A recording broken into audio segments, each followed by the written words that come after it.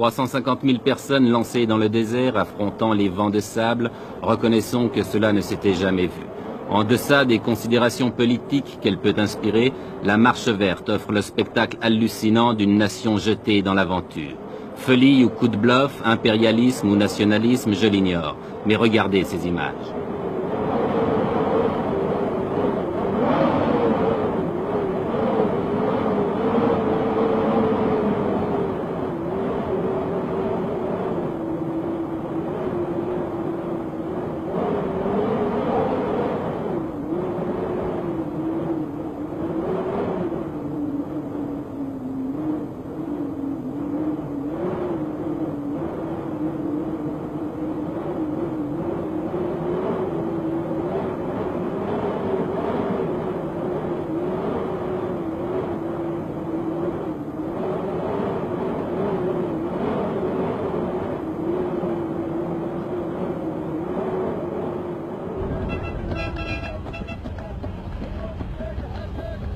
« 350 000 personnes dans le désert, cela signifie 10 000. Oui, vous avez bien compris, 10 000 camions.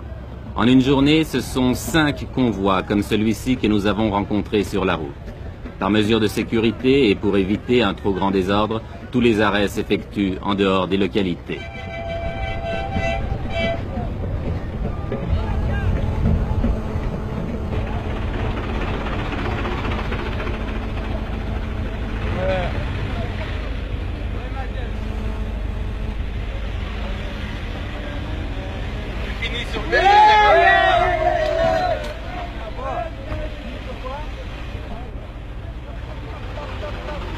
Chaque fois que nous dépassons un convoi, nous retrouvons la même atmosphère, une atmosphère de frénésie.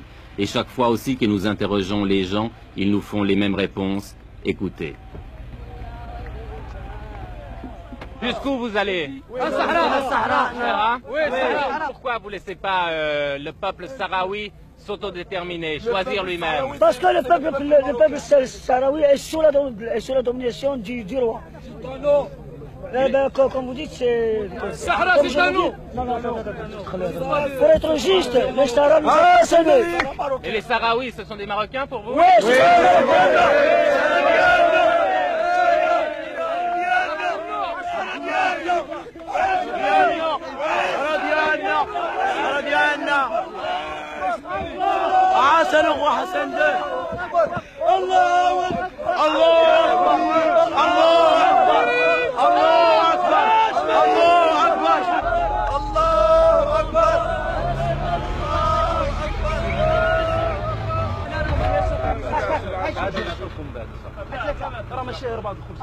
Tout le long du voyage, les vivres sont assurés. On distribue les miches de pain à la lancée, mais en proportion calculée, un pain pour 4 hommes.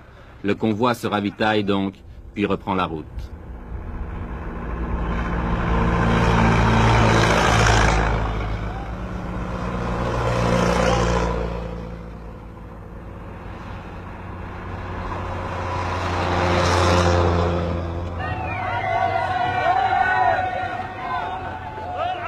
Oui, tout le Maroc vit à l'heure de la Marche verte. Oui, c'est devenu une épopée nationale. Chaque traversée de ville en témoigne.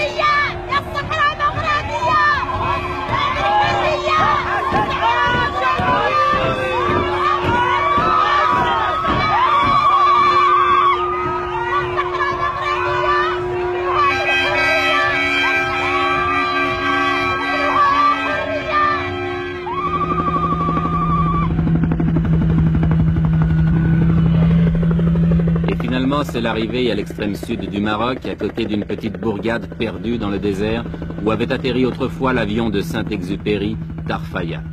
Tarfaya qui est maintenant devenu un gigantesque camp, dernière étape de la Marche verte avant la traversée de la frontière qui délimite le Sahara espagnol.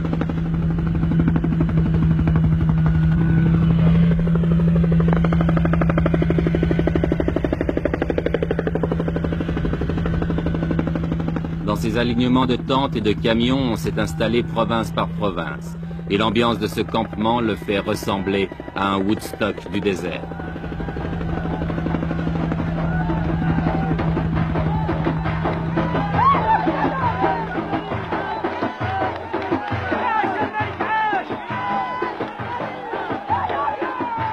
Car c'est tous les jours la fête, organisée ou pas. Ici, c'est la fête parce que le Khaïd, le maire de Tarfaya, est venu rendre visite à ses innombrables voisins. Lui, qui vivait seul ou presque dans son bled oublié au fond des sables, que doit-il penser de ce fantastique rassemblement ?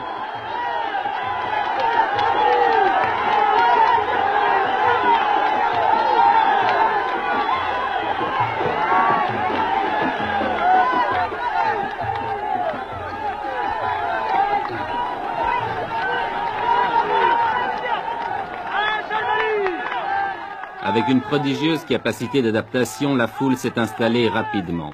On a nettoyé le sol des cailloux pour en faire des clôtures, on a dressé des tentes de fortune, et il ne reste plus qu'à tuer le temps en attendant l'ordre du roi pour se remettre en marche vers les terres spoliées.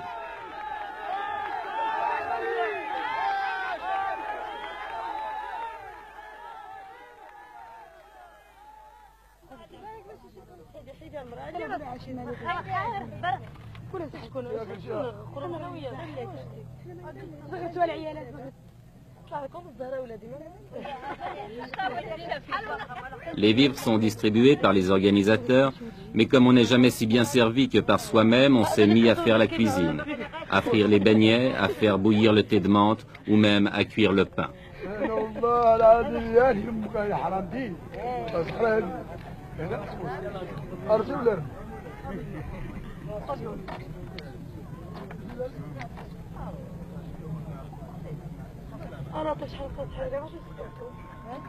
Ici et là, les 1001 petites occupations de la vie quotidienne.